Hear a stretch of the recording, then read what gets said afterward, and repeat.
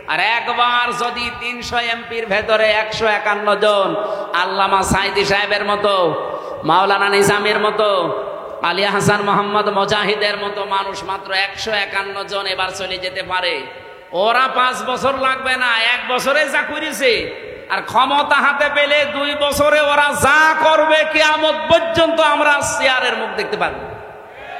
এইটাই বাস্তবতা। এই জন্যই ফজর মতো, হাবিবের মতো, হারুন ভাইয়ের মতো মানুষকে লাগিয়ে দিয়েছে। এরা এই 15.5 বছরে কোনোদিন এদের মুখে রাজাকার রাজাকার শুনি নাই, আল বদর মৌলবাদী শুনি নাই। হঠাৎ করে এদেরকে লাগিয়েছে এই কারণে, কারণ আমি নিজে তাদের সাথে দেখেছি, তো তারাই গোপন কথা আমার বলে দিয়েছে। 3 বছর ছিলাম একাধারে, তাদের বহু গোপন কথা আমি জানি। এতদিন বলে না, এখন হঠাৎ করে এই ভাঙা বাইক বাজিয়ে বাংলার মানুষকে বিভ্রান্ত করতে চাচ্ছেন। তারা ভালোভাবে জানে যে যেভাবে আসতেছে মানুষ ইসলামের দিকে, একামতে দিনের দিকে, এভাবে যদি ঝুঁকতে থাকে, আর একবার যদি 300 এমপির ভেতরে 151 জন আল্লামা সাইদি সাহেবের মতো, মাওলানা নিজামের মতো, আলী হাসান মোহাম্মদ মুজাহিদের মতো মানুষ মাত্র 151 জন এবার চলে যেতে পারে, ওরা 5 বছর লাগবে না, 1 বছরে যা করেছে, আর ক্ষমতা হাতে পেলে 2 বছরে ওরা যা করবে কিয়ামত পর্যন্ত আমরা চেয়ারের মুখ দেখতে পারবো। এইটাই বাস্তবতা। আল্লাহু ইয়াজতাবি ইলাইহি মাইয়াশা ওয়া ইয়াহদি ইলাইহি মাইয়ুনিব। আল্লাহ যাকে ভালোবাসে, পছন্দ করে, শুধুমাত্র তাকে এই দিন কায়েমের জন্য মনোনীত করে। ওয়া ইয়াহদি ইলাইহি মাইয়ুনিব, এবং যে মন থেকে আল্লাহর দিকে ফিরে আসতে চায়। সুতরাং বাংলাদেশে এই 18 কোটি মানুষের ভেতরে গত পরশু দিনের একটা জরিপ বলছি, এখন প্রায় 7 কোটি 20 লাখ মানুষ অন্তত ডাইরেক্ট ইনডাইরেক্ট ভাবে দিন কায়েম হোক এটা চাচ্ছে। 18 কোটির ভেতরে 7 কোটি 20 লাখ। আমি আশা করছি আর 1 বছর যেতে দেন, যদি ডবলও হয়ে যায় তাও কত কোটি হবে? 14 কোটি, 40 লাখ। বাকি যারা আছে কিয়ামতের আগেও আর আপনাদের আশা স্বপ্ন পূরণ হবে না। আমি একেবারে কাছে থেকে এই কথাগুলো শুনেছি, এটা ডেলিভারি দিয়ে দিলাম, আপনারা প্রচার করেন যা। সুতরাং ফজর মুখে এবং হাবিব ভাইয়ের মুখে চুনকালি পড়বে। আজকে কয় তারিখ? 25। আর মাত্র 5 দিন পর একটা অনুষ্ঠান আছে আমার, এই যে মোলাডুলি পাশে, মোলাডুলের পাশে ঈশ্বরদী থানার ভেতরে। আল্লাহর ওলিরা না এটা বন্ধ করে দেবে, বলেন সুবহান। আরে ভাই, এতদিন মসজিদের মেম্বারে দাঁড়িয়ে এই কথাগুলো বললে আপনারা বলতেন যে বিশাল সাহসী হুজুর, অথচ কালে সময়ের পরিবর্তে এই কথাগুলো এখন বললে আপনি বলেন যে মসজিদ কি রাজনীতি করার জায়গা? কি আশ্চর্য গো! মসজিদে যদি রাজনৈতিক কথা বলা না যায়, তো মসজিদে কি করবে?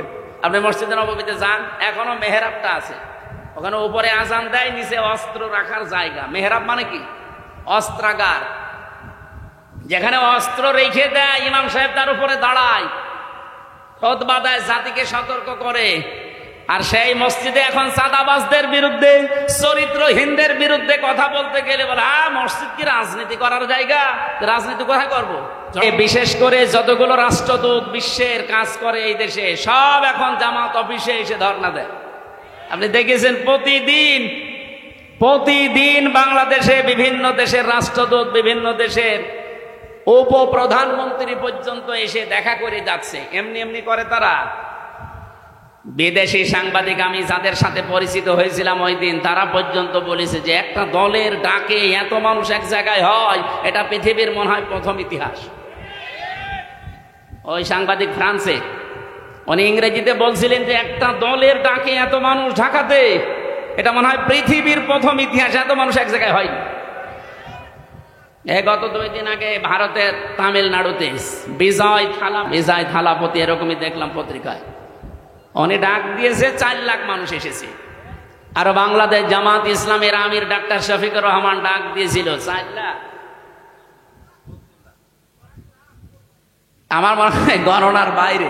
5 কোটি 5 লাখ 5,000 মানুষ এক জায়গায় হলে ইসলাম কায়েম হবে, কথা আমরা যেহেতু বলি না, সুতরাং এইটা আমাদের দিকে চাপিয়ে আপনি কোন দিকে ইঙ্গিত করছেন আপনি ভালো জানেন, আমরাও হালকা জানি। আমরা এটা হেকমাত হিসাবে এই অনুষ্ঠানটা করতে যদিও 3 কোটি 3.5 কোটি টাকা খরচ, কিন্তু এটার দ্বারা ইসলামের, বিশেষ করে এদেশে ইসলামপন্থী মুসলমানদের যা হয়েছে 100 বছরও এটা হয়নি এক সমাবেশে। আপনি কি মনে করছেন যে এই সমাবেশ যদি বাংলাদেশের আর 73টা দল আছে, যে কোনো দলকে করতে দেন তো 3 কোটি টাকা না, আমি 30 কোটি টাকা তাদেরকে বলবো খরচ করতে, তাও তারা এর অর্ধেক মানুষ নিয়ে আসতে পারবে না। কারণ আমরা যারা এদেশে জামাত ইসলামী থেকে ওই জায়গায় গিয়েছিলাম, এটা ইবাদত মনে করে গিয়েছিলাম, এটা একটা হেকমা। আমরা হেকমার ব্যাখ্যায় অনেকগুলো বিষয় ছিল, আমি সবগুলো নিয়ে আসতে পারছি না। আমি শুধু এই মক্কা এবং মদিনায় নাসিল হওয়ার একটা প্রেক্ষাপট নিয়ে আসতে চেয়েছি। এদিকে তাকান, এ সূরা নাসিল হয়েছে মক্কায়। কোথায়? কোরআন শরীফের ভেতরে মক্কায় নাসিল হওয়া সূরা 92টা, আর মদিনায় নাসিল হওয়া সূরা 22টা। অন্য আরেকটা বর্ণনা আছে 86টা আর 28টা। আমরা প্রথমটায় ধরলাম। তাহলে এই সূরাটা মক্কায় 165টা আয়াত আছে, আমরা মাত্র একটা আয়াত পড়েছি। আমার এই মাথার ভেতরে এই আয়াত নিয়ে যত তথ্য আছে, এই 1 ঘন্টা তো এমনি বললাম, কিয়ামত পর্যন্ত আলোচনা করলো এই আয়াত শেষ হবে না। এত কথা এর ভেতরে আল্লাহ লুকিয়ে রেখেছে। আমরা হালকা টান দিয়ে কিছু বের করতে পারবো ইনশাল্লাহ, ওইগুলো আপনাদেরকে ডেলিভারি দেবো ইনশাআল্লাহ। এই তো কিছুক্ষণ পরে যে 12টার সময়, রাত 12টা থেকে আরম্ভ হবে। রাত যেহেতু আরবিতে আগে আসে, রবিউল আওয়াল একটা মাস আছে, নাম জানেন না? একটা গুরুত্বপূর্ণ মাস আমাদের মুসলিমদের জন্যে। অনেকগুলো শিক্ষা এই মাস আমাদের দিতে আসতেছে, প্রায় 12টা শিক্ষা দিয়ে যাবে। যদিও 12ই রবিউল আওয়াল বলা হয় নবীজির জন্ম, মতভেদ আছে 9 রবিউল আওয়ালও বলা হয়, 12ই রবিউল আওয়াল যাই বলেন, প্রসিদ্ধ এবং বিশুদ্ধ মত 12ই রবিউল আওয়ালই হবে। তারপরেও রবিউল আওয়ালের যেদিন নবীজি আসুক না কেন, আমরা এই মাসে যে শিক্ষাগুলো নবীজির মাধ্যমে আল্লাহ আমাদেরকে দিতে চেয়েছেন, প্রতিটি মাসেই শিক্ষা আছে আরবিতে। ইন্না ইদ্দাতাশ শুহুরি ইনদাল্লাহি 12 শাহরান ফি কিতাবিল্লাহ। আসমান আর জমিন আল্লাহ যেদিন তৈরি করেন, সেই দিন তার কিতাবের ভেতরে 12টা মাসের নাম তিনি লিপিবদ্ধ করেছিলেন, তার ভেতরে রবিউল আওয়াল আছে। যদিও কোরআনে কারিমে আল্লাহ 12টা মাসের নাম সরাসরি উল্লেখ করেননি, শুধু একটা মাসের নাম দিয়েছেন। কি বলেন তো? রমাদান। বাকি কোনো মাসের নাম কোরআনে নেই। ইন্না ইদ্দাতাশ শুহুরি ইনদাল্লাহি 12 শাহরান ফি কিতাবিল্লাহ। এই 12টা মাসের নাম আছে। আসমান জমিন আল্লাহ যেদিন বানিয়েছেন, ওই দিন তিনি লিপিবদ্ধ করেছেন এই 12টা মাসের নাম। তাহলে বলেন যে রবিউল আওয়াল 12টার পর থেকে যে আরম্ভ হবে, এটা কি বয়স 1-2 বছর, 5-7 বছর, কত হাজার হাজার বছর আমরা জানি না। আমরা এদেশে বহু মানুষের জন্মদিন, মৃত্যুদিন এবং প্রত্যাবর্তন দিন পালন করি। এই পৃথিবীর শ্রেষ্ঠ মানুষ যিনি আসতেছেন যে মাসে, সেই মাস আমাদের সামনে ছায়া ফেলতে যাচ্ছে, এই মাসকে ওয়েলকাম জানানো দরকার না? আমরা যে সমস্ত বিষয়গুলো ওয়েলকাম জানাই, স্বাগতম জানাই, ওগুলো স্বাগতম জানানোর মতো না। কুল বিফাদলিল্লাহি ওয়া বিরহমাতিহি ফাবিযালিকা ফালিয়াফরাহু হুয়া খায়রুম মিম্মা ইয়াজমাউন। আল্লাহ তাআলা বলেন সূরা ইউনূসের 58 নম্বর আয়াতে আছে, নবী আপনি বলেন, তামাম দুনিয়া যা পেয়ে আনন্দে আছে, আমি আল্লাহ তোমাদের মাঝখানে যাকে পাঠাচ্ছি আনন্দের বিষয় সেই মুহাম্মদুর রাসূলুল্লাহ। সুতরাং তাকে যারা পেয়েছে তারা যেন আনন্দে থাকে বা আনন্দ করে। হুয়া খায়রুম মিম্মা ইয়াজমাউন। তামাম দুনিয়া যা পেয়ে, যা গেইন করে, যা অ্যাচিভ করে, যা অর্জন করে, আনন্দ করে, এগুলো একটাও স্থায়ী না। একটাও স্থায়ী, এমনকি কারো আদর্শ স্থায়ী না। এ পৃথিবীতে একজনের আদর্শ স্থায়ী এখন আছে, কিয়ামত পর্যন্ত থাকবে ইনশাআল্লাহ, মুহাম্মাদুর। সুতরাং তারা আদর্শে যারা আছেন তারা আনন্দ করতে পারে, তারা খুশি হতে পারেন মন থেকে, তারা উল্লাস করতে পারেন এই অর্থে যে আমি মুহাম্মাদুর রাসূলুল্লাহর উম্মত। হুয়া জিতাবাকুম, তিনিই তোমাদেরকে নির্বাচিত করেছেন। আমা জাআলা আলাইকুম ফিদ-দীনি মিন হারাজ। আর দিনের উপরে মুহাম্মাদুর রাসূলুল্লাহর আদর্শের উপরে চলতে গিয়ে যে সমস্ত বাধা বিপত্তি আসে, এগুলো আল্লাহ নিজের পক্ষ থেকে সব দায়িত্ব নিয়ে দূর করে দিয়েছে। আপনি কথার অর্থ বোঝেন? আজ আমরা বিশ্বনবীর আদর্শে যারা আছি দেশে, বিপদ আপদ মুসিবত যাই আসুক না কেন, এটা আমি নিজে সরাতে পেরেছি, আপনি পারবেনও না। এ বিপদ আপদ মুসিবত ষড়যন্ত্র সব সরানোর দায়িত্ব কার? এই জন্য আমাদের কোনো টেনশন নেই। ওয়ালা তাহিনু ওয়ালা তাহজানু ওয়া আনতুমুল আ'লাউনা ইন কুনতুম মুমিনিন। কোনো ভয় নেই, কোনো টেনশন নেই, কোনো চিন্তাও নেই, এমনকি দুশ্চিন্তাগ্রস্ত হওয়াও নিষেধ মুমিনের। ইন কুনতুম মুমিনিন, যদি মুমিন হতে পারো, ওয়া আনতুমুল আ'লাউনা, তোমরা বিজয়ী হবে না, হবেই। আমি আরবি গ্রামার পড়ে দেখেছি, মুবতাদা সবসময় মারেফা হয়, খবর হয় নাকেরা, অনির্দিষ্ট। কিন্তু খবরও যদি নির্দিষ্ট হয়ে যায়, মারেফা হয়, তাহলে ইফিদুল হাসরা, হসরের ফায়দা দেয়। তখন বাংলা অর্থ দাঁড়ায়, শেষে হর্ষাই দেওয়া লাগে। আল্লাহ তাআলা ওয়া আনতুম আ'লাউনা দিতে পারতেন, আলিফলাম বাদ দিলেও আমি অর্থ করতে পারতাম। যারা আলেম আছে তারা আলিফলাম বাদ দিয়ে পড়তে দেন, আমি নেড়া আরবি সব জবর দিয়ে দেব। আমি অর্থও আপনি বাংলা ভাষায় ইংরেজি ভাষায় করে দেব, কিন্তু আনতুমুর আ'লাউনার আগে আলিফলাম দিলেন। আমরা চিন্তা ভাবনা করে দেখলাম, এখানে আলিফলাম দেওয়ার কারণ আল্লাহ নিজে দায়িত্ব নিয়ে গ্যারান্টি দিচ্ছেন, তোমরা বিজয়ী হবেই। একটা শর্ত তুলো লাগিয়েছেন, ইন কুনতুম মুমিনিন, যদি মুমিন হতে পারো। বলেন তো, বিজয় দেওয়ার একচ্ছত্র মালিকানা কার? আরো জোরে বলেন। মুক্তিযুদ্ধ হয়েছিল ৭১ সালে। আল্লাহ যদি বিজয় না দিতেন, এদেশের যত মানুষ ছিল সবাই মিলে মুক্তিযুদ্ধ করলেও জয় পাওয়া সম্ভব ছিল, এটা আমরা বিশ্বাস করি। কিন্তু ফজু পাগলা বিশ্বাস করি।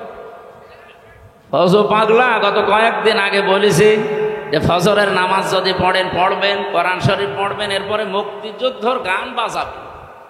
একটা কথা হইল, যদি কোরআন শরীফ পড়ার পরে যদি বলতো আপনারা হাদিস পড়বেন কয়েকটা, এরপরে দেশের জন্য দোয়া করবেন, তো মেনে নিতাম। মুক্তিযুদ্ধের গান বাজানো লাগবে কোন কারণে?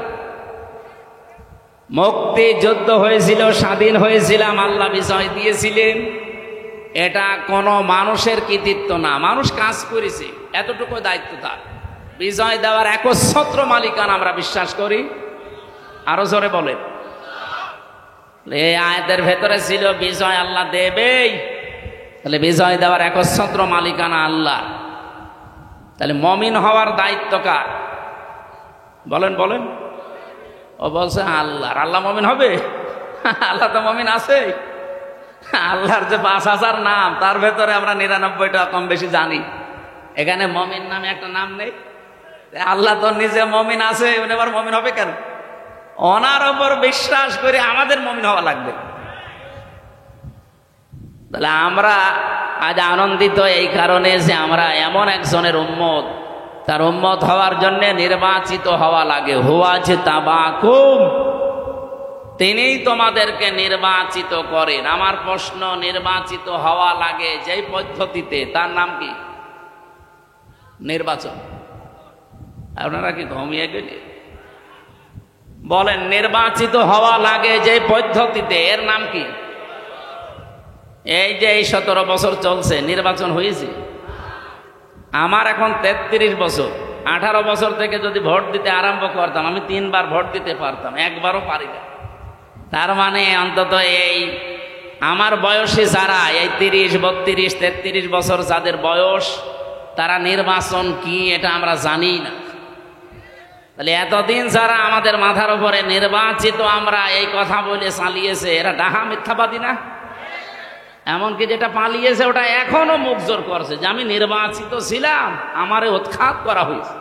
এত বড় শয়তান আর এত বড় মিথ্যাবাদী। আপনি নির্বাচিত ছিলেন, কে বলে আপনাকে নির্বাচিত?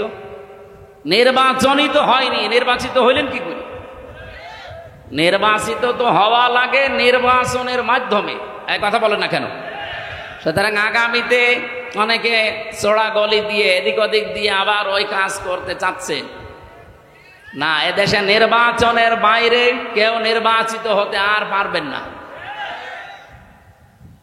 আমি খোলাখুলি বলছি, এটা রেকর্ড হচ্ছে, সারা দেশে যাচ্ছে। অনেকেই সত্য মিথ্যা মিলিয়ে বিভিন্ন ষড়যন্ত্রের মাধ্যমে তারা জানাতে চায় বাংলাদেশ জামাত ইসলামী নাকি ষড়যন্ত্র করছে দেশে যেন নির্বাচন না হয়। এই যে কোরআন শরীফ আমার হাতে, এটা ডাহা মিথ্যা কথা।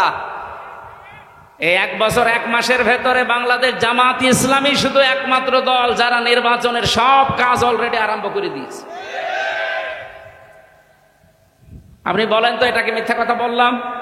এখনো কোন দলের লোক এইভাবে মাঠে নেমেছে? আমরা তো নেমেছি আগে। আপনি কোন কারণে এ দলের উপরে মিথ্যা তহমত চাপিয়ে দেন?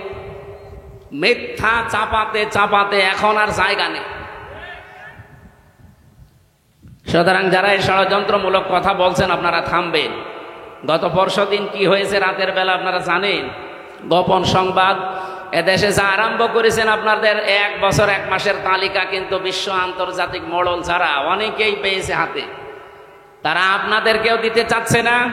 আর মিথ্যা তহমত আমাদের উপরে যা লাগিয়েছেন এই কয়েকদিন ধরে যেটা চলছে, বিশেষ করে চরমপন্থার সাথে মৌলবাদ নাম দিয়ে এদেশের মুসলমানদেরকে অনেকেই এখনো পর্যন্ত কালার করার চেষ্টায় আছে এই বিশ্বের মডেলদের কাছে। আমি খোলাখুলি বলছি, এ কথাটা ওনার না, যে বলেছে তার নাম নিলাম না, এ কথা দাদাদের। দাদারা শিখিয়েছে এতদিন খনি হাসিনাকে, ওই কথা এখন শেখাচ্ছে অনেককে। ওনার মতো যদি আবার ফাঁদে পা দেন, উনি তো অন্তত শ্বশুর বাড়ি পেয়েছে, আপনার তো শ্বশুর বাড়ি এই দেশে, আপনি কি করবেন তখন?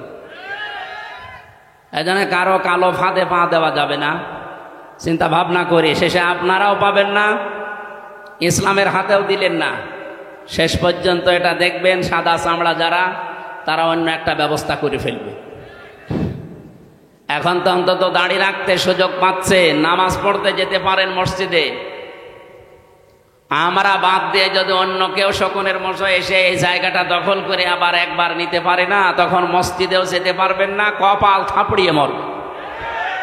আশা করছি রেকর্ড হচ্ছে বলে সারা দেশে যাবে, আমি সতর্ক করলাম, এটা আমি গোপনে জানি। আল্লাহ আমাদেরকে সব কিছু থেকে হেফাজত করুন। আমাদেরকে নির্বাচিত করেছেন কে বলেন? কি হওয়ার জন্যে? উম্মত, নবীজির উম্মত। যেহেতু আর 1-1.5 ঘন্টা 2 ঘন্টা পরে আরম্ভ হবে তার জন্মের মাস রবিউল আওয়াল, আমি এই সংক্রান্ত বিষয়গুলো সামনে এনে আজকে কথা বলতে চাই ঘন্টাখানিক। থাকবেন তো ইনশাল্লাহ? এখানে একেবারে নিস্তব্ধ হয়ে যাবেন, ভালো করে শুনবেন। যে আল্লাহ আমাদেরকে অন্তত এই গুরুত্বপূর্ণ একটা মাসে, সফর মাস শেষের দিকে রবিউল আওয়াল আসতেছে, তিনি আমাদেরকে কোরআন কেন্দ্রিক জীবন গঠন করার জন্য, রসুলের সুন্নাহ কেন্দ্রিক জীবন গঠন করার জন্য আজকের এই আয়োজনে হাজির হবার তৌফিক দিয়েছে। এখানে দল মত নির্বিশেষে সবাই আছি আমরা। আমাদের পরিচয় এখন একটাই, আল্লাহর বান্দা, রাসূলুল্লাহর উম্মত। আর অন্য কোনো পরিচয় আছে? ওগুলো সব বাদ দেন। যে আল্লাহ আমাদেরকে সত্যিই বাড়ি থেকে পর্যন্ত নিয়ে এসে বসিয়ে রেখেছেন। আমি আসার সময় আমার পা দেবে যাচ্ছিল, তার মানে জায়গাটা এখনো ভেজা, কাদা, নিচ দিয়ে এখনো পর্যন্ত ঠান্ডা উঠতেছে। বৃষ্টি কখন নেমে যায় এখন তার গ্যারান্টি নেই। এই জন্য আমরা খুব তাড়াতাড়ি করব। খুশি হয়ে বলেন আলহামদুলিল্লাহ। দরুদ আর সালাম পাঠ করার মাধ্যমে আজকে আমরা আরম্ভ করছি রবিউল আওয়াল। রবিউল শব্দের শাব্দিক অর্থ হচ্ছে বসন্ত। আওয়াল মানে প্রথম, প্রথম বসন্ত। বসন্ত কি খারাপ? এটা আসলে সব সজীবতা ফিরে পায়। এ পৃথিবী ঠিক ওই রকম অকেজো হয়ে গিয়েছিল। রব্বুল আলামিন বলেন লাকাদ মান্নাল্লাহু আলাল মুমিনিনা ইয বাআসা ফীহিম রাসূলাম মিন আনফুসিহিম ইয়াতলু আলাইহিম আয়াতিহি ওয়া ইউযাক্কিহিম ওয়া ইউআল্লিমুহুমুল কিতাবা ওয়াল হিকমা ইলা আখির আয়াত। সূরা আলে ইমরান থেকে বলছি 164 নম্বর আয়াতে আছে, আল্লাহ পাক বলেন লাকাদ মান্নাল্লাহ, অবশ্যই আমি আল্লাহ মানন করেছি, অনুগ্রহ করেছি, আলাল মুমিনিনা, পৃথিবীর মুমিনদের উপরে।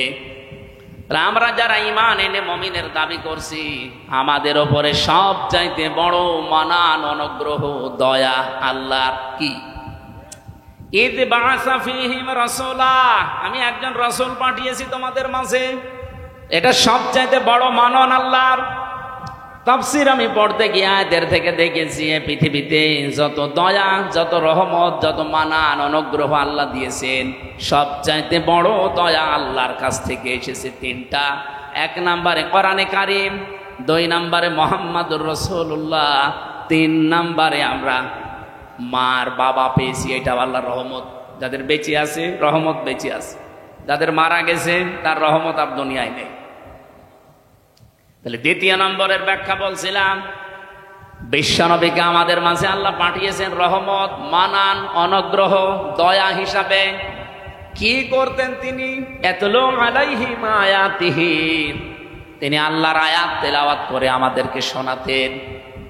আজ ওপেন বলছি, আজ যত রকমের কথা বিভিন্ন রাজনৈতিক দল, বিশেষ করে বাংলাদেশে যারা দিন কায়েম করতে চান, তাদের ওপরে আপনারা ছড়িয়ে দেন, তাদের ওপরে আপনারা বসিয়ে দেন, তাদের ওপরে আপনারা চাপিয়ে দেন। তাদেরকে বলছি, যে মানুষগুলো বাংলাদেশে বলেন আমরা নবীওয়ালা কাজ করি, এই বাংলাদেশ সহ বিশ্বে নবীওয়ালা কাজ করছে যারা এই 4টা কর্মসূচি হাতে নিয়েছে।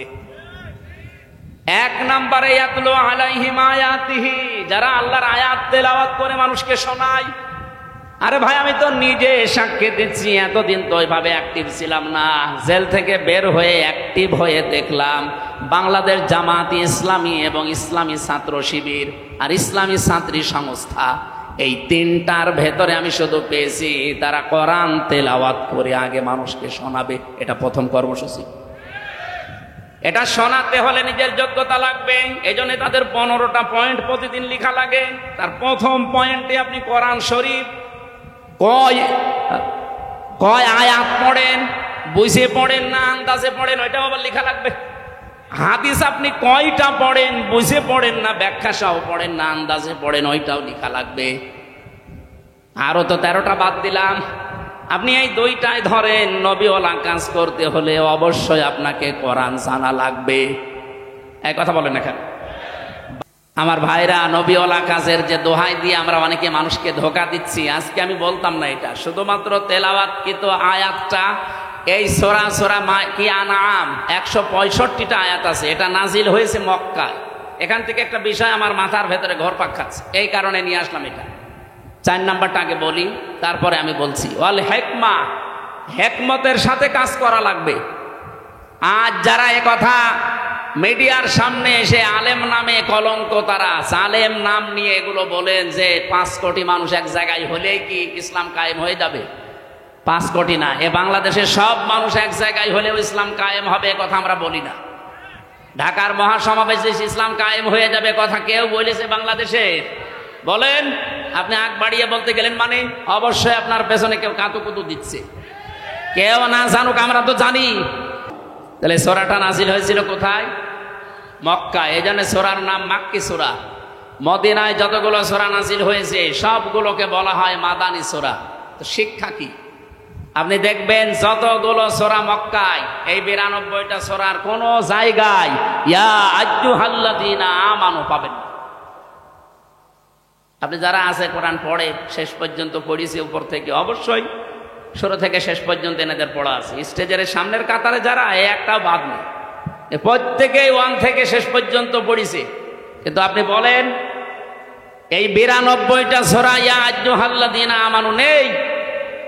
ইয়া আইয়ুহাল্লাযীনা আমানু, হে যারা ঈমানের দাবি করো, এই কথা আছে শুধুমাত্র মাদানী সূরার এই 22টা সূরা, তাও 89 জায়গায় শুধু।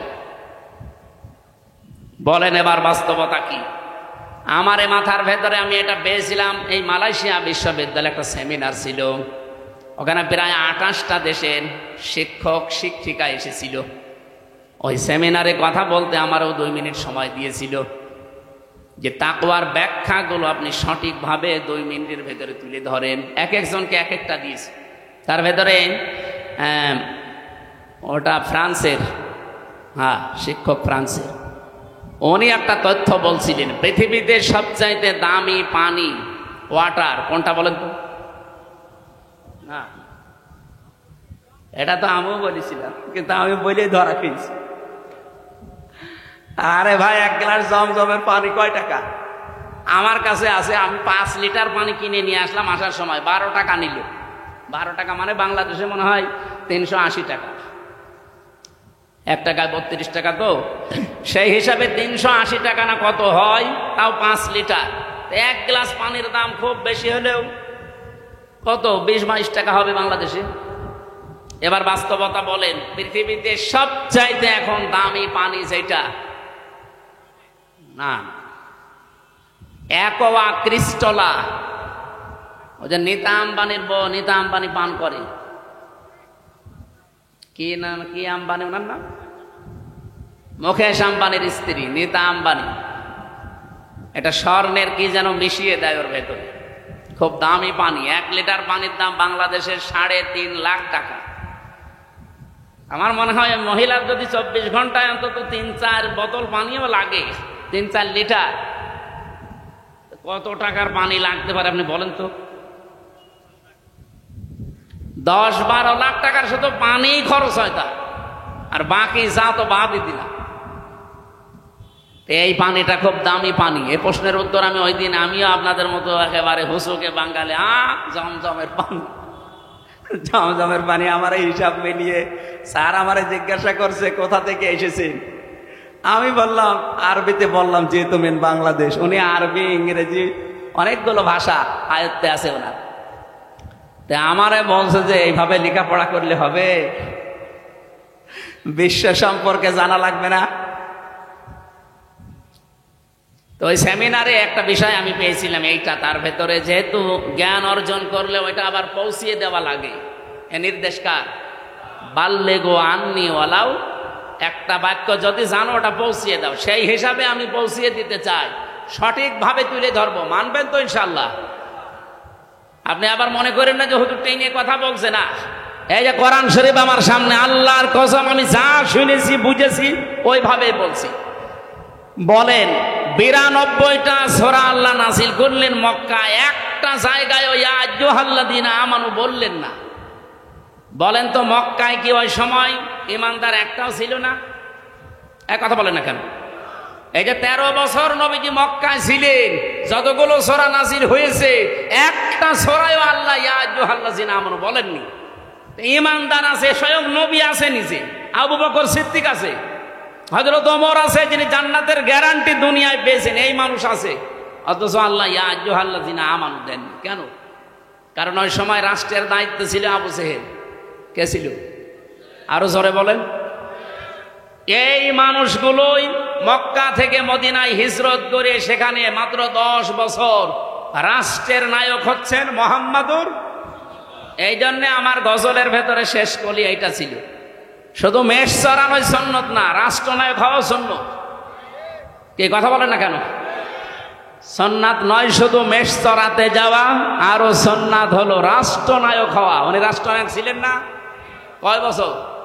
10 বছর। এই 10 বছরে যে 22টা সূরা নাযিল হয়েছিল, আপনি দেখেন এই সূরাগুলো খুঁজে খুঁজে, এখানে আছে ইয়া আইয়ুহাল্লাযীনা আমানু, 89 জায়গায় আছে।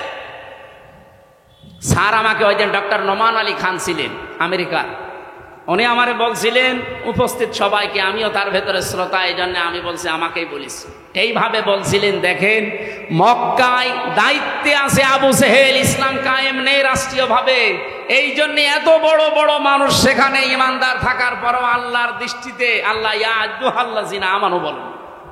কিন্তু এই মানুষগুলোই মদিনায় যেয়ে রাষ্ট্র ক্ষমতা রাসূলুল্লাহ হাতে নিলেন, আর এখানে রাষ্ট্রীয়ভাবে কোরআনে কারিমের 500 বিধান চলতো।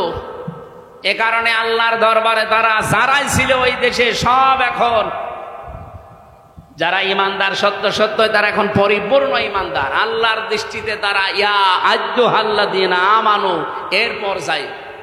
বাংলাদেশে যতদিন পর্যন্ত ইসলাম রাষ্ট্রীয়ভাবে কায়েম না হয়ে আবু জেহেল, আবু লাহাব, উতবা, সাইবার মতো মানুষেরা এই দেশে দায়িত্বে থাকবে, আপনি যত বড়ই পাগড়ি মাথায় দেন আর যত বড়ই নবীওয়ালা কাজ করছি বলে নিজেকে প্রচার করেন, আল্লাহর দৃষ্টিতে আপনি 100 ভাগ ইমানদার হতে পারবেন না।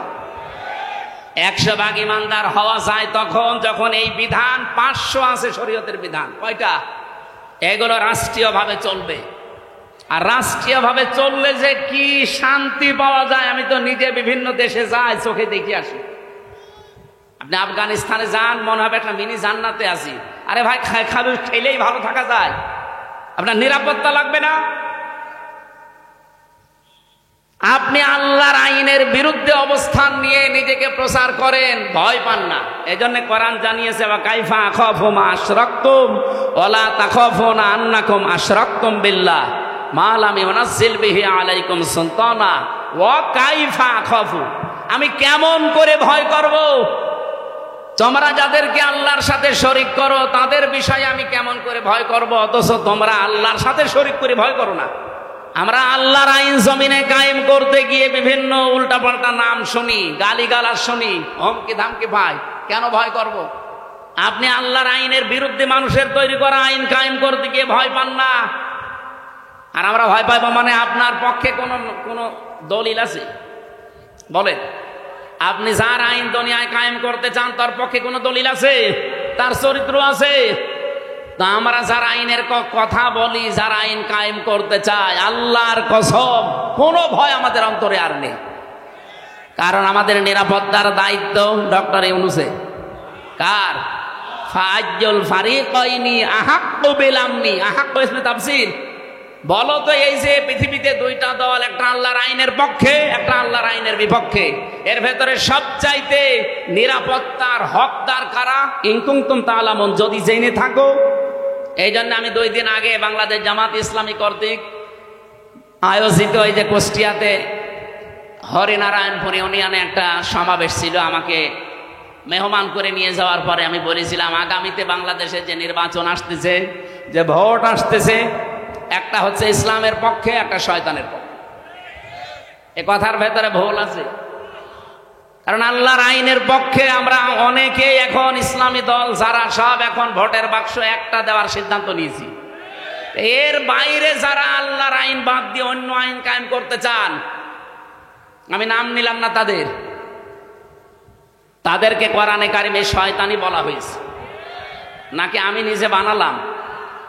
আল্লাহ রাব্বুল আলামিন বলেন, আল্লাযীনা আমানু ওয়া লাম ইয়ালবিসু ঈমানাহুম বিযুলমিন উলাইকা লাহুমুল আমনু। ভালো করে শুনবেন। আল্লাহ বলেন, আমি নিরাপত্তা দেই।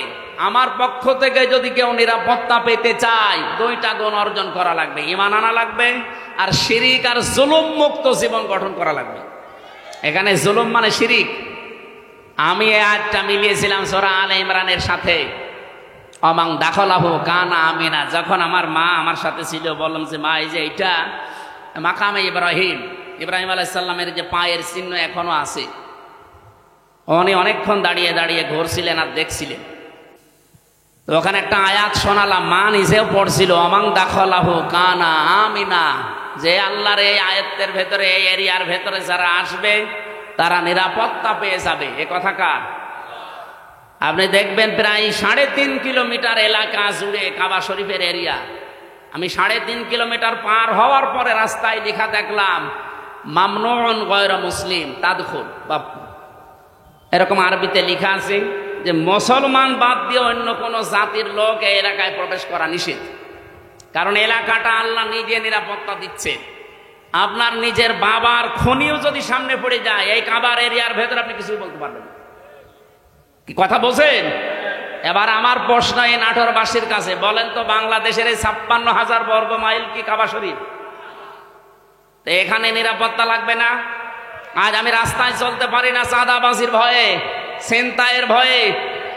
গত পরশুদিন আমার ঘরের পাশে এসির তার কেটে নিচ্ছে দিনের বেলা, সিসি ক্যামেরা লাগানো আছে।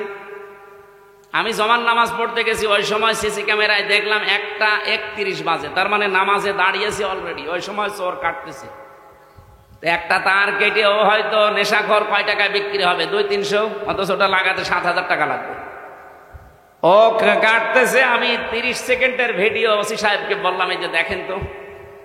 ও তো জানে না যে ক্যামেরা লাগানো আছে, ও ধান্দায় কাটতেছে। ওসি সাহেব বলছে, ঠিক আছে, আমি শনাক্ত করতে পেরেছি, দেখছি। আল্লাহ, বিকালে বলছে হুজুর ধরে ফেলেছি। বিকালে ধরা পড়ার পরে জিজ্ঞাসা করলাম, কি? বলছে আচ্ছা করে পিটালাম। বলছে এর আগেও 2 বার কেটেছিলাম। তার মানে ঠিকই বলেছে, এর আগেও 2 বার কেটেছি। কি করলেন? বলছে ওরা চালান দিয়ে জেলে পাঠিয়েছে। এই যে এই লোকটা দিনের বেলায় আমার নিরাপত্তা নেই, আমার জিনিসের চুরি হয়ে যাচ্ছে। আর এই রাতে এখন এই 10:30 11টায় কুষ্টিয়া পর্যন্ত নিরাপদে বাড়ি যেতে পারবো কিনা সে গ্যারান্টি এখন আমার হাতে আছে নেই। তাহলে এই 56,000, এখান থেকে কুষ্টিয়া মাত্র 60 কিলো এই জায়গা থেকে, তাহলে 56,000 বর্গ মাইল, প্রায় 1250 কিলোমিটার এদিক ওদিকে, এত বড় বিশাল এরিয়া, কাবা শরীফের মতো নিরাপত্তা দেওয়া লাগবে না? এটা তো ডক্টর ইউনূসই পারবে নাকি? বলেন বলেন। আল্লাহ রাব্বুল আলামিন বলেন উলাইকা লাহুমুল আমনু, এই যে উলাইকা দিয়েছে, এই বাংলাদেশের 56,000 বর্গ মাইলের দিকেই মনে হচ্ছে আল্লাহ এভাবে আঙ্গুল দিয়েছেন। এই মানুষগুলোই নিরাপত্তার হকদার, যদি তারা সত্যি ঈমান আনতে পারে নির্ভেজাল ভাবে, আর তারা ঈমানের সাথে জুলুমকে, তার মানে শিরিককে মিশ্রণ না করে। বাংলাদেশে নিরাপত্তার সাথে চলতে হলে দেশ শিরিক মুক্ত করা লাগবে। যত শিরিক পৃথিবীতে আছে 120 প্রকার পর্যন্ত আমি পড়েছি, সবচাইতে বড় শিরিক হচ্ছে আল্লাহর আইনের সাথে শিরিক করা। সুতরাং এই দেশে আমরা আল্লাহর আইনকে যারা প্রতিষ্ঠা করতে চাই তাদের জীবন শিরিক মুক্ত। আল্লাহর আইনের বাইরে অন্য কোন আইন, যারা বাবার আইন, স্বামীর আইন, চাচার আইন, দাদার আইন, ব্রিটিশের আইন কায়েম করতে চান, আপনি শিরিক করছেন। আপনি নিরাপত্তায় থাকতে পারবেন না। আমাদের নিরাপত্তা তো মাস্ট বি আছে, আমরা মরে গেলেও শহীদ, বেঁচে থাকলেও গাজী, এরকম একটা শপথ বাক্য নিয়েই দুনিয়ায় বেঁচে আছি। কুলিন্না সলাতি ওয়া নুসুকি ওয়া মাহইয়ায়া ওয়া মামাতি লিল্লাহি রাব্বিল আলামিন। নবী আপনি বলেন আমার নামাজ, আমার কোরবানি, আমার বেঁচে থাকা, আমার মরে যাওয়া সব আমি আল্লাহকে দিয়েছি। এই কথা বলেই কিন্তু রাস্তায় আসা লাগে। যারা শপথ বাক্য পাঠ করে রকম হতে হলে এ আয়াত পড়ায় না? যারা পড়িয়েছি আপনি জিজ্ঞাসা করেন, আমারে তো পড়িয়েছে, আমারে আমিরে জামাত জেলখানায় পড়িয়েছে, বলছে এখানে পড়িয়ে দিলাম, বাইরে যেয়ে নতুন করে ঝালাই করব। এসে আমি আবার এই 7-8 মাস পড়াশোনা করে পরীক্ষা দিয়ে ঝালাই করে আমাদের কেন্দ্রীয় মেহমান মোবারক ভাই এসে আমারে বলছে বলো কুলিন্না সলাতি, অথচ এই আয়াত সেই ছোটবেলা থেকে পড়ছি। তো ওই দিন পড়ার পর থেকে একটা আলাদা জিনিস আল্লাহ আমাকে দান করেছে, বলেন সুবহানাল্লাহ।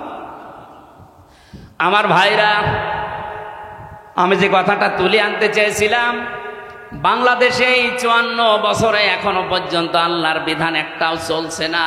সুতরাং আল্লাহর দৃষ্টিতে আমরা এখনো পরিপূর্ণ কামেল মুমিন হতে, আপনি জোর করে দাবি করলেও হবে না। এটা তো বলা লাগবে কোরআন আর হাদিসের দৃষ্টিতে। 92টা সূরাতে আল্লাহ ডাক দিলেন না, অথচ মক্কা ইমানদার ছিল, কিন্তু দায়িত্বে ছিল আবু জেহেল। কে ছিল? কিন্তু মদিনায় যাবার পরে আল্লাহর বিধান কায়েম করে দায়িত্বে ছিল রাসূলুল্লাহ। তাহলে বাংলাদেশেও রাসূলুল্লাহর খাঁটি উম্মত যারা আল্লাহর আইন চায় সৎ লোকের, এই বিধানগুলো দিয়ে 500 আইন যেদিন বাংলাদেশে কায়েম হবে, সেই দিন এই দেশের মানুষ বুক ফুলিয়ে বলতে পারবে আমি ঈমানদার। তাদেরকে আল্লাহ ডাক দেবেন, ইয়া আইয়ুহাল্লাযীনা আমানু। আমার কথা মনে হয় আমি অল্প সময় হলেও বোঝাতে পেরেছি। তাহলে এই দেশে ঈমানদার হয়েও যদি এখন মারা যেতে চান, পরিপূর্ণ কামেল মুমিন ঈমানদার, তাহলে এই দেশে ইসলাম কায়েমের আন্দোলন করা নফল না ফরজ? আরো জোরে বলেন। সবাইকে আল্লাহ আমার এই কথা শোনার পরে নিয়ে আসবে, বিষয়টা এমন না।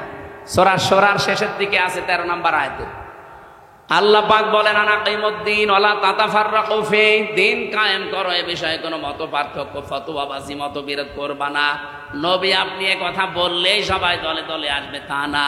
কাবুরা আলাল মুশরিকিনা মা তাদউহুম ইলাই, আপনি যেদিকে মানুষকে ডাকেন দিন কায়েম করার জন্য, সবচাইতে বেশি খারাপ লাগবে কথাটা শুনলে মুশরিকদের। আমি কি বানিয়ে বললাম? কাবুরা আলাল মুশরিকিনা মা তাদউহুম ইলাই। নবী যেদিকে ডাকেন মানুষকে যে দিন কায়েম করা লাগবে, এটা ফরজ, সব নবী করেছে, সবাই আসবে না। মুশরিকদের কাছে সবচাইতে বেশি খারাপ লাগবে। তা আমরা দিন কায়েমের কথা বললে আপনি ট্যাগ দেন কোন কারণে? আপনি কি মুশরিক? আপনি মুশরিক না, আপনি আসতেও চান না কেন? সে কথাও আল্লাহ পরে শেষের দিকে দিয়েছে। আমি মক্কা এবং মদিনায় সূরা নাযিল হওয়ার প্রেক্ষাপটে যতটুকু বুঝেছিলাম, ডক্টর নোমান আলী খান হাফিজাহুল্লাহর বক্তব্য থেকে আমি ডেলিভারি দিয়েছি। আশা করছি আপনি বুঝেছেন। এবার আপনার বিবেকের বিষয়। এদেশে সত্যি সত্যি ইমানদার পরিপূর্ণ যদি আল্লাহর দৃষ্টিতে হতে চান, রাষ্ট্রীয়ভাবে ইসলাম কায়েম করার জন্য সর্বাত্মকভাবে চেষ্টা করা লাগবে। আর সবাইকে আল্লাহ নিয়েও আসবে না, আল্লাহ যাকে পছন্দ করে এবং যে মন থেকে আসতে চায় তাকে দিয়ে আল্লাহ এই কাজ করাবে। সুতরাং এই 7,20,00,000 মানুষকে আমার মনে হয় আল্লাহ পছন্দ করে ফেলেছে। বাকি যাদেরকে এখনো পছন্দ করেনি তারা লাইনে থাকেন, সিরিয়াল করেন, একটা একটা করে আসেন। কথা বুঝতেছেন?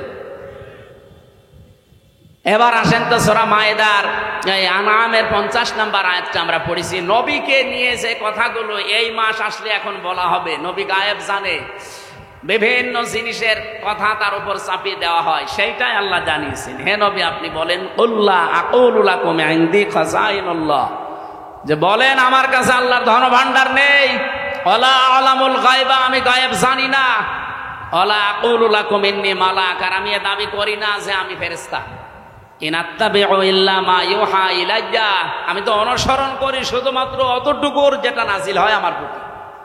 কুল হাল ইয়াস্তাবিল আমা ওয়াল বাসীর, নবী আপনি বলেন তো যারা হক এবং যারা বাতিল, যারা চক্ষুষ্মান যারা অন্ধ, এরা কি সমান?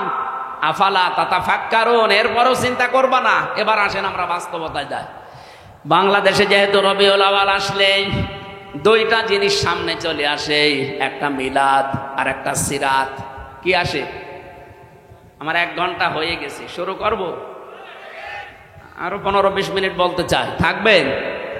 এই যে যারা উঠে যাচ্ছে এরা কি ওইগুলো নাকি? উঠেছেন না ভাই, অন্তত 10 মিনিট সময় দেন। আমারও সেই ফজরের পর থেকে আবার আরম্ভ অনুষ্ঠান, একেবারে সন্ধ্যা পর্যন্ত। এই জন্য অনুষ্ঠানগুলো এখন খুব গুটিয়ে ফেলেছি, দূরে কোনো জেলায়ও যাচ্ছি না। নির্বাচনের আগ পর্যন্ত তো এই 5-7টা জেলায় আমি শেষ করতে চাচ্ছি। সারাদিন আমার সাংগঠনিক কাজ থাকে, আর এই মাগরিবের পর থেকে রাত 9টা, 10টা, 11টা পর্যন্ত আপনাদের সময় দিয়ে যাবো। পাবনা, নাটোর, ওদিকে মেহেরপুর, চুয়াডাঙ্গা, ঝিনাইদহ, রাজবাড়ী, এই শেষ। আর বাইরে যাব না ইনশাল্লাহ। আমিরে জামাত আমাদের নির্দেশ দিয়েছে যার যার এলাকায় কাজ করতে। আল্লাহ আমাদেরকে যেন ইখলাসের সাথে কাজ করার তৌফিক দেন, আমিন। এ মাস আসলে যেহেতু এই ভেজালগুলো আছে, এই জন্য নিরসন করছি। কি আসে বলেন তো? মিলাদ আর সিরাত। মিলাদ মাহফিল হবে না? 63 দিন ব্যাপী নবীর মিলাদ মাহফিল কারা যেন আয়োজন করেছে চট্টগ্রামে, 63 দিন। আর বাংলাদেশ জামাত ইসলামী চট্টগ্রামের চনতি ময়দানে আল্লামা সাঈদী যেটা করতেন, ওখানে 19 দিন ব্যাপী 19 জন আলেম প্রতিদিন যাবে। আমার 18তম দিনে দিয়েছে নবীজির রাজনৈতিক জীবন কেমন ছিল। আশা করছি ওখানে কথাগুলো সঠিকভাবে তুলে ধরতে পারবো ইনশাআল্লাহ, আপনারা দোয়া করেন। আজকে আমার বিষয়টা হচ্ছে মিলাদ এবং সিরাত, এই দুইটা শব্দ নিয়ে। অনেক মানুষ আছে বাংলাদেশে মিলাদ মানে সিরাত মানতে চায় না, অনেকে আবার সিরাত মানে মিলাদ মানতে চায় না। না, দুইটাই মানা রাখবে। মিলাদুন বিলাদুন থেকে এসেছে, এটা মানে জন্ম বৃত্তান্ত। মিলাদ মানে কি? নবীজির জন্ম থেকে আপনাকে 27টা শিক্ষা নেওয়া লাগবে, শুধু জন্ম থেকে। এবার তার সিরাত আরম্ভ হয়েছিল, এই সিরাত থেকে 12টা, আর এখান থেকে 27টা। আমি একটা প্রথমে দিতে চাই, দেখেন তো আপনি নিতে পারেন কিনা। এটা সিরাত ইবনে হিশামে এসেছে। বিশ্বনবী পৃথিবীতে আসার পরে তাকে যিনি কোলে তুলে নিয়েছিলেন দুধ দেওয়ার জন্যে, আমরা কয়েকজনের নাম জানি, তার ভেতরে অন্যতম নাম হচ্ছে হযরতে হালিমাতুস সাদিয়া। এর আগেও দুধ খাওয়িয়েছে সোয়াইবিয়া নামক একজন, কিন্তু এই যে হালিমাতুস সাদিয়া, ওনাকে বুকে তুলে নিয়ে দুধ দিয়েছিলেন প্রথমে। সিরাত ইবনে হিশাম যিনি লিখেছেন, উনি বলেন ডান স্তন মুখে দেওয়ার পরে নবীজি মুখ বের করে নিলেন, বাম স্তন মুখে দেওয়ার পরে নবী মুখ, ডান স্তন দেওয়ার পরে তিনি দুধ খেয়ে আরম্ভ করলেন, দুধ পান করা। বাম স্তন দেওয়ার পরে তিনবার তিনি মুখ বের করে দিলেন। হযরতে হালিমা বলেন, আমি মুখের দিকে তাকিয়ে দেখি, চোখের ইশারা দিয়ে মোহাম্মদ আমাকে বসাতে চায়। মা হালিমা, জোর করেন কেন? ডান স্তন আমার ছিল, এটা তো আমি পান করেছি। বাম স্তন এটা আমার না, আমি জানি আপনার একটা সন্তান আছে ছোট, আমার আব্দুল্লাহ দুধ ভাই, এটা আমার দুধ ভাই আব্দুল্লাহর হক। আপনি জেনে রাখেন, দুনিয়ায় আমি ভাইয়ের হক নষ্ট করার জন্য আসি নাই, এসেছি ভাইয়ের হক ফিরিয়ে দেওয়ার জন্যে।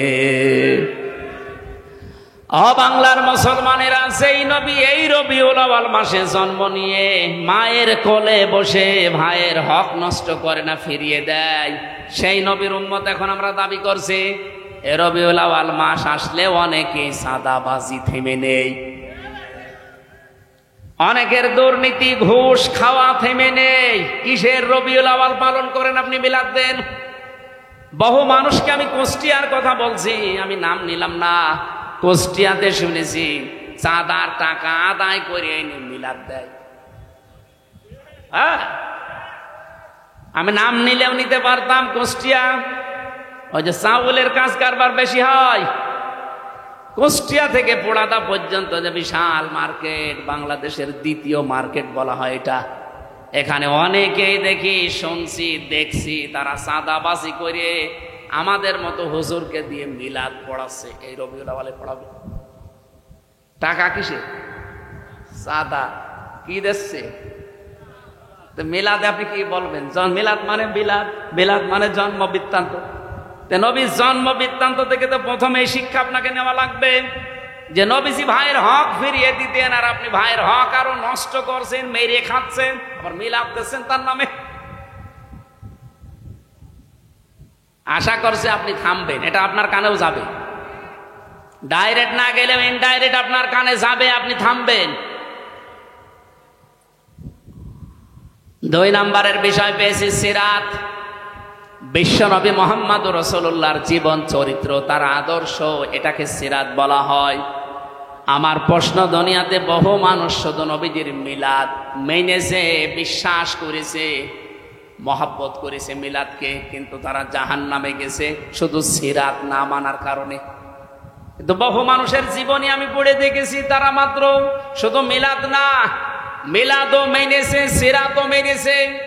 এ মানুষগুলো দুনিয়া থেকে জান্নাতি। যেমন হযরতে আমির হামজা, হযরতে আব্বাস রাদিয়াল্লাহু তাআলা আনহুমা, 2 জনের কথা আপনি পড়া জীবনী পড়ে দেখবেন। তাদের পড়া জীবনে আমি পড়ে পেয়েছি তারা মিলাদও বিশ্বাস করেছে, নবীর জন্ম, তারা সিরাতও মেনেছে। কি আমি বেশি বললাম? তারা মিলাদও মেনেছে, সিরাতও মেনেছে, 2 জনের জান্নাতি। আপনি সিস্টেম অপর পৃষ্ঠায় দেখুন, আরো 2 জন চাচা আছে, নবীর আপন চাচা, আবু লাহাব আর আবু তালেব। এই 2 জন চাচা নবীর মিলাদ নিয়ে, জন্ম নিয়ে খুশি ছিল, কিন্তু নবীর আদর্শ পেয়ে তারা খুশি হয়নি। এই জন্য 2 জনে জাহান্নামী। আমার মনে হয় যারা জ্ঞানী মানুষ বুঝে ফেলেছে। সুতরাং এই রবিউল আউয়াল আসলে শুধু মিলাদ নিয়েই খুশি থাকবেন, আপনি আর কি খুশি? আবু লাহাব নিজের বাড়ির কাছের মেয়ে লোক কিনা দাসীকে এই 2 আঙ্গুল দিয়ে আজাদ করে দিয়েছিল, এত খুশি হয়েছিল এই লোকটা। আপনি আর কয় টাকা খরচ করবেন না, 2 মণ মিষ্টি কিনবেন, কারণ নিজের কাছের মেয়েকে আজাদ করে দিয়েছে।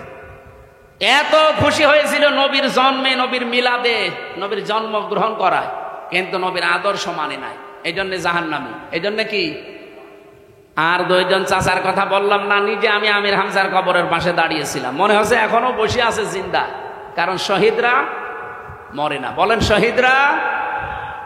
এই হিসাবে বিশ্বাস করি বাংলাদেশ জামাত ইসলামীর যে 11 জন কেন্দ্রীয় নেতাকে ফাঁসি দিয়েছে, জেলখানায় হত্যা করেছে, প্রত্যেকটা শহীদ, কেউ মারা যায়নি, সবাই আল্লাহর জান্নাতের খাবার খাচ্ছে।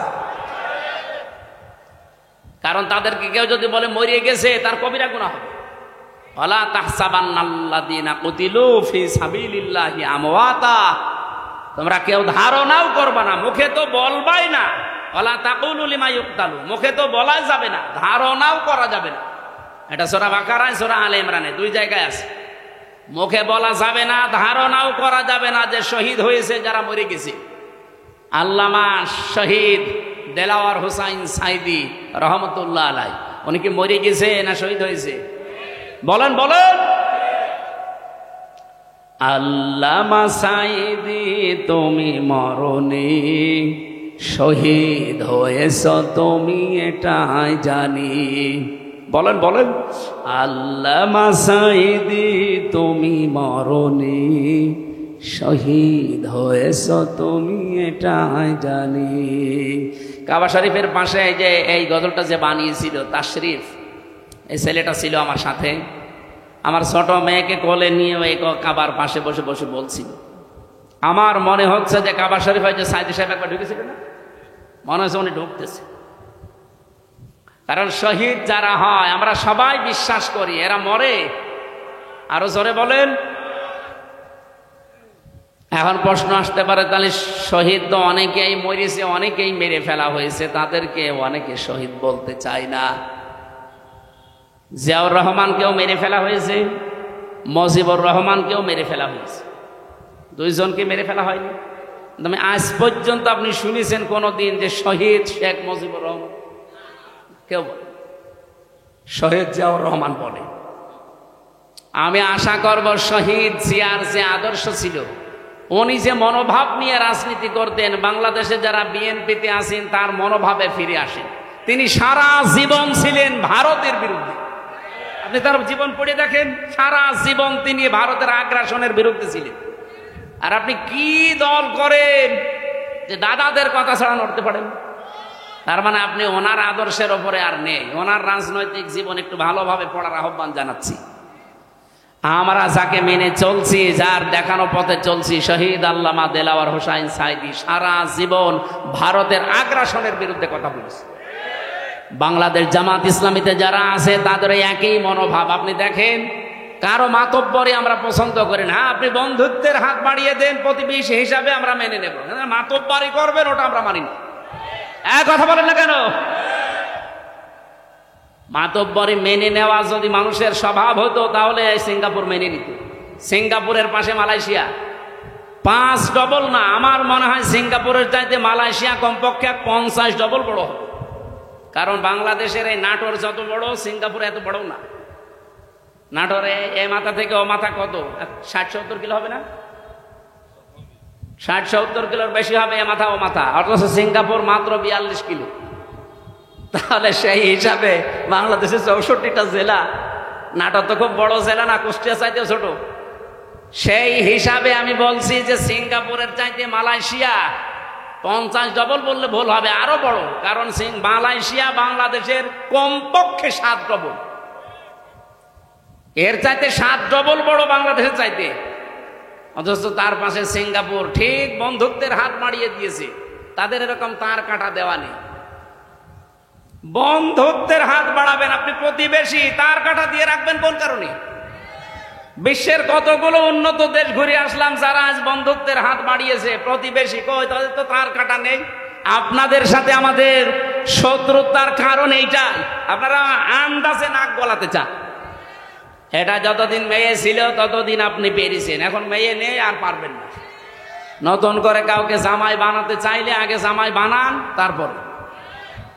আর আমরা আপনার জামাই হব, কারণ আপনার সাথে আমাদের আত্মীয়তা করা যায় না।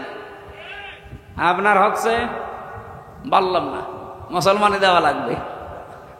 আমরা যে জাতি, আমাদের সাথে আপনাদের আত্মীয়তায় যেহেতু জায়েজ নেই, সুতরাং প্রতিবেশী যেভাবে থাকে ওইভাবে থাকেন।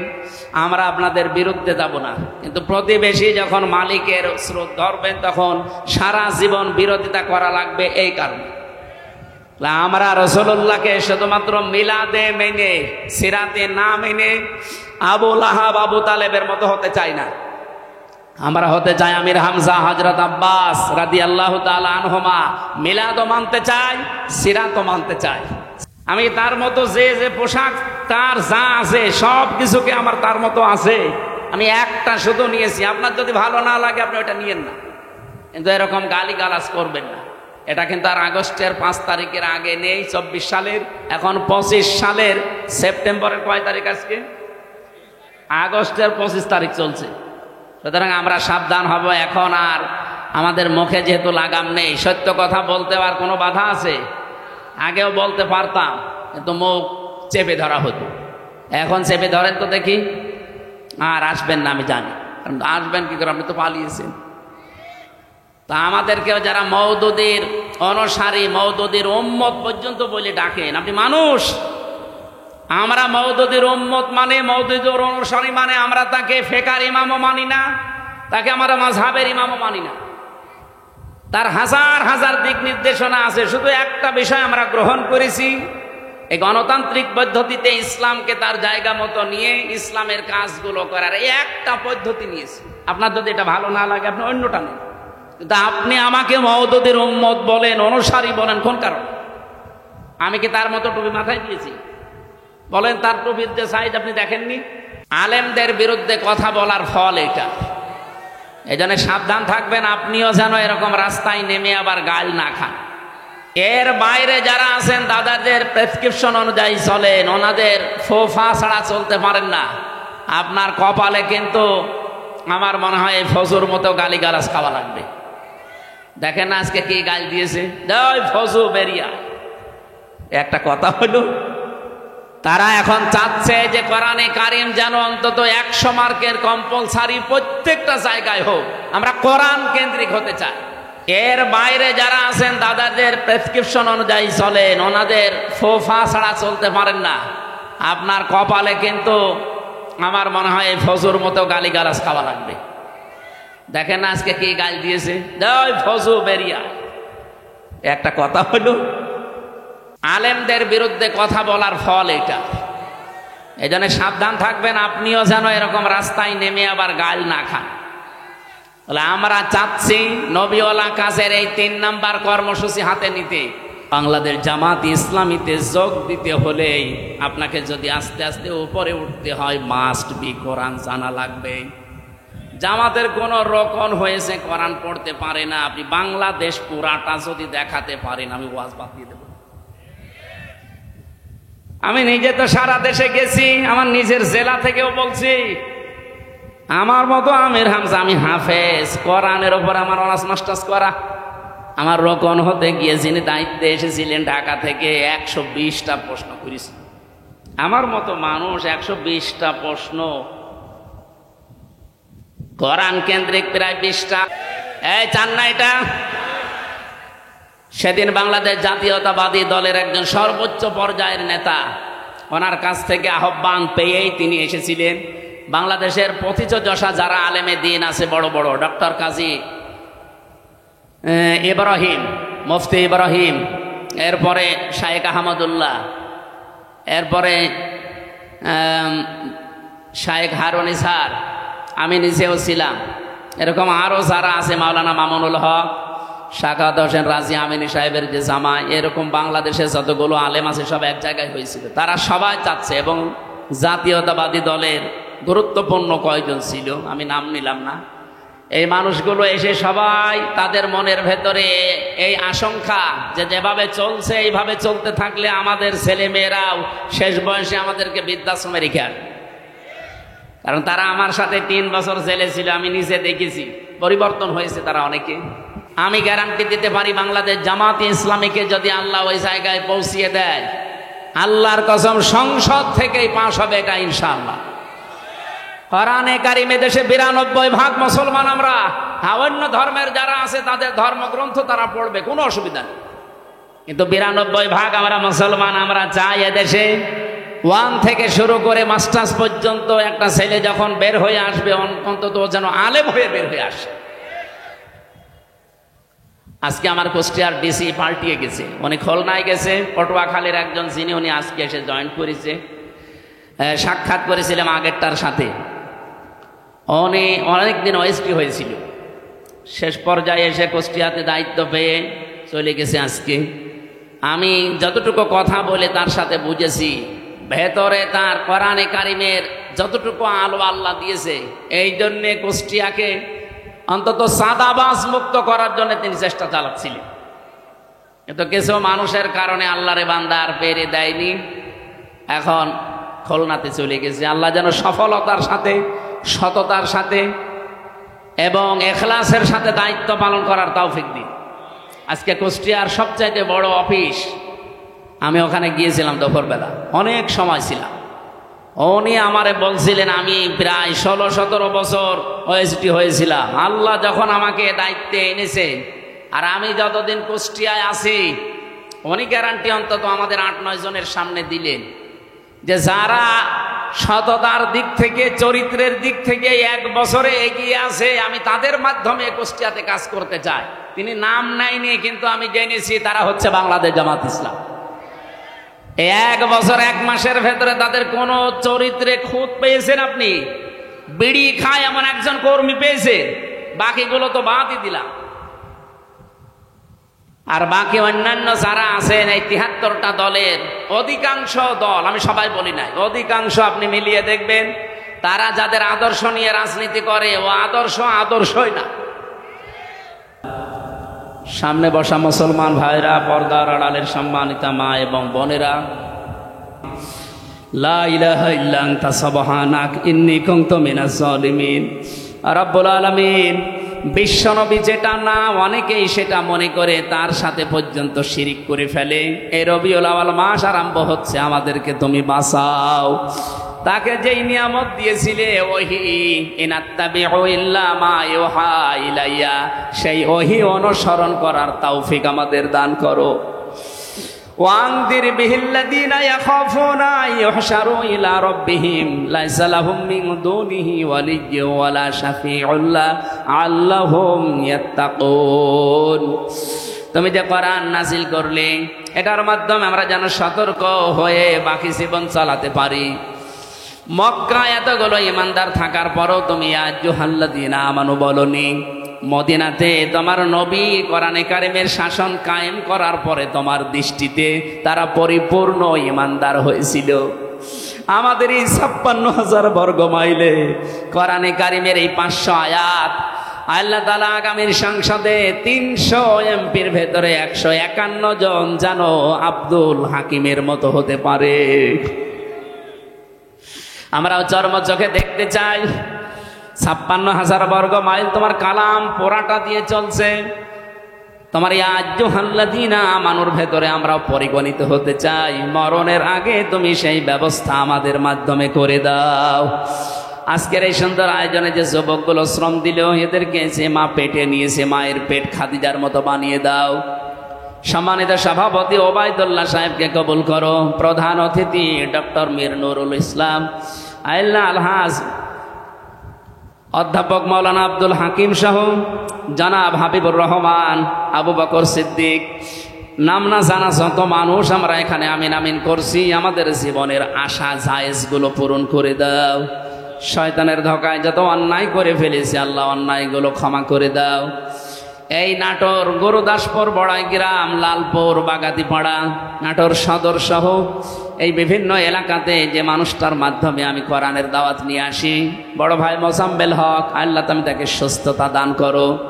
আমার কণ্ঠটা তুমি কোরআনের জন্যে মেহেরবানি করে কবুল করে নাও। মা বোনেরা যারা পর্দা ডালে বসে আছে, আল্লাহ সামনে আমাদের উহুদের যুদ্ধ, বদরের যুদ্ধ, তাবুকের যুদ্ধ আমরা পাইনি, কিন্তু ভোট যুদ্ধ আসতেছে। আল্লাহ দল মত নির্বিশেষে আমাদের ঐক্যবদ্ধ হয়ে এই ভোট যুদ্ধে ইসলামের পক্ষে থাকার তৌফিক দাও। মেয়েদেরকে তুমি ফাতেমাতুজ জাহরার মতো বানিয়ে দাও। আমরা অনেকে অসুস্থ আছি, শেফায়ে কামেলা আজেলা দাও। এলাকায় যারা কবরে আছে আল্লাহ কবরগুলো জান্নাত বানিয়ে দাও। আগে সেই 12 সাল, 13 সাল, 14 সালের দিকে যখন আসতাম, আবু বকর সিদ্দিক নামে আমার এক নাম ডাকা মামা এলাকায় ছিল। আল্লাহ সে কবরে আছে, তার কবরটাকেও তুমি মাফ করে জান্নাত দিয়ে দাও। বারাকাল্লাহু লানা ওয়া লাকুম ফিল কোরআনিল আযীম। কখন কার কাছে আজরাইল চলে আসবে জানি না। চর্ম চোখে অন্তত এটা যেন দেখতে পারি যে তোমার কোরআন দিয়ে ৫৬,০০০ বর্গ মাইল চলছে। আল্লাহ তাআলা জনাব মাওলানা আলী আকবর, যার মাধ্যমে আজকের এই আয়োজন, তার পাটা অ্যাক্সিডেন্ট করে নষ্ট হয়ে গেছে। মেহেরবানি করে শেফায়ে কামেলা আজেলা দান করো। তার বাবা মা কবরে আছে, কবরগুলো জান্নাতুল ফেরদাউস বানিয়ে দাও। তার স্ত্রী পুত্র সন্তান আদি যেগুলো দিয়েছে সহি সালামতে রাখো। আজকের মাহফিলটা হেদায়েতের জন্য কবুল করি না। আমরা নবীর মিলাদও মানি, আমরা নবীর সিরাতও মানি। আল্লাহ আমাদেরকে আমির হামজা আব্বাস রাদিয়াল্লাহু তাআলা আনহুর মতো হওয়ার তৌফিক দাও। আমরা যেন আবু লাহাবের মতো, আবু তালেবের মতো না হয়ে যায়। আলহামদুলিল্লাহি রাব্বিল আলামিন। লা ইলাহা ইল্লাল্লাহু মুহাম্মাদুর রাসূলুল্লাহ।